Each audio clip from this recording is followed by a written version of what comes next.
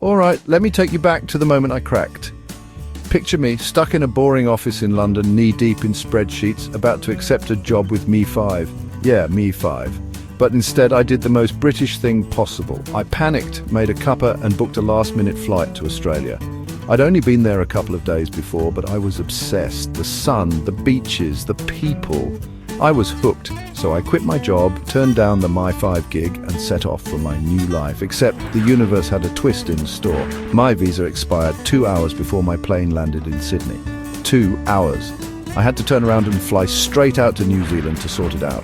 When you've only got a backpack and a dream, that's a bit of a disaster. But I rolled with it, booked myself into a hostel, only for them to tell me they'd overbooked. They shuffled me down the street to another spot, an Asian hostel, where I just wanted to get my visa done and get back to the Aussie sunshine.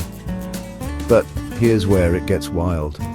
That night, I met a gorgeous Japanese girl in the hostel kitchen. Instant spark. There was just one problem. She didn't speak a word of English, and my Japanese, non-existent. So, the next morning I bought the fattest Japanese phrase book I could find, and we muddled through conversations over coffee.